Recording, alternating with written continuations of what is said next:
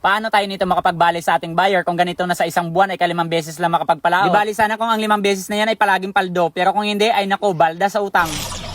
So what's up mga Lodi, isang magandang araw na naman po sa ating lahat, panibagong araw, kaya panibagong paninisid na naman tayo sa ilalim ng dagat. So pagpasensyahan nyo na mga Lodi kung sa ngayon ay bihira lang tayo makapag-upload ng video sa aming paninisid. Pag ganitong buwan ng January at February kasi ay mas marami pa yung tambay kaysa sa pagpalaot ng mga manlalaot dito sa amin. Itong mga buwan na to kasi ay ito yung panahon ni hanging amihan at hanging dumagsa na kung umarangkada, hibas talaga yung bigasan nyo. At mapapasabi ka talaga na damo pa ni ayan ang kalaliyon nga burot kag baliakag sa bukid. Kaya nga ako, kung may lupa lang kami sa bandang bukid, September pa lang mananim na talaga ako ng kamuting kahoy. Para pagdating ng January at February, bahala na si Batman. Kaya may kalaliyon naman kami yan. Ops, di ka mangarap kaysa dapugan lang ang duta nyo. So yun na nga mga Lodi, mabalik na tayo sa video. Lumilipad na naman ang isip ko. At dito nga, ay diretso na yung video ko sa pag-survey nila Papa at ng tropa ko. Yung video kasi sa aming pag-almusal ay nag-error naman sa gallery ko. Lintik na letter R na yan, nakailang ulit na ako. Ngayong araw nga mga Lodi, ay dito kami sa Bauran na napagsisira nila Papa ng 2 araw. At hindi ako nakasama nung time na yon dahil nag-sampling kami. So sabi nila, maganda raw yung pwestuhan ng mga scallops sa Bauran ito. Hindi naman sa marami yung scallops dito, pero yung kagandahan lang kasi sa Bauran ito ay tuloy-tuloy yung pagpalanas nyo kasi malawak ang Bauran na ito. Kahit malayo man ang agwatan ng mga scallops, ay tuloy-tuloy yung pagdampot at paglangon nyo. At dito nga din, ang inutil nga ako, nakalimutan ko pala yung mga gamit ko sa bahay namin. Tempered, panyapak at yung pabigat ko ay naiwan ko pala. O diba, isang katangahan. Nakalimutan ko pala na ginamit ko yon nung pag-sampling namin. Kaya dito, nagkatinginan na lang kami ni Mokong, sabay sabi na, ay, matinulokay naman ta sini sa babaw. Pero dito ay mabuti na lang, kasabay namin yung pinsan at sa may bandang unahan siya namin pumwesto. Kaya nagbigay kami ng senyales sa Layman nila kung may extra ba silang gamit. At nung nag-sign nga ng ayos, ay dali-dali kami sa pagpatakbo papunta sa may bangka nila. Kaya ayan, tingnan nyo, pinatakbuhan talaga namin kahit nakasisid pa sila Papa. Medyo nahirapan pa kami sa pagpatakbo kasi sobrang higpit yung host ng tropa ko. Pero dahil kami ang nasa taas, kami ang masusunod. Kundi goyod naman no choice na kasi. Kung hindi namin pilitin, abay magtitingin na naman kami ni Mokong sa taas na para bang nagkainlaban. At dito nga, Bao Pragaba man sintimper nila, mukhang 70 years old ng itsura. Ayan, tingnan nyo, nagkabulingot na sa ngasayti kag rodo. Pero okay man, kagimpamanan ng dahon para ipamunas. Huwag ka nang magreklamo boy, pinahiram ka na nga lang, manlait ka pa. Pero dahil sa may alam tayo, ay simple lang kung paano palinawin yan. Yung temper ng palilinawin ko ay hindi yung mukha ni Mokong. Ayan, tingnan nyo, nakangiti na siya. Siguro ang nasa isip niya, ay salamat, wala gin man di sabaran sa babaw. Kagaya kasi nung nabasag yung tempered ko, so dalawa kami ang layman nun. Patay yung reklamo niya, dahil ipaket nyo na nga lang, pipigilan ko pa para kunan ng video. Nagsasabi talaga yan siya na, hindi po cool, dasiga na. At ang demonyong vlogger, ayun, tawa lang ng tawa. At dito nga, ay sumunod na rin ako sa paglusong. At expect ko na dito na magugulat talaga yung partners ko pag nagkita kami. At dito nga din, ay medyo nahirapan ako sa pagpalubog. Kasi nanibago ako sa tempered, medyo nahirapan ako sa pagpasingaw ng aking tenga. Dahil yung tempered ay sumisingaw din. Tapos dinagdagan pa ng napakalakas na agos. Nahirapan ako sa pagpadyak pabalik pag hindi sumingaw ang tenga ko. Kasi kung makikita nyo yung gamit ko sa paa ay sobrang liit. Yapa kasi yan ni Papa na hindi niya na ginagamit, pinalitan niya na ng bago. Kasi sobrang liit na talaga at mahirapan ka sa pagabante pag malakas yung agos. So mga Lodi, kagaya ng dati, para makapag-focus kayo sa inyong panonood, ay titigil ko naman muna saglit ang aking pagsasalita. Kaya mga Lodi, enjoy po sa inyong panonood.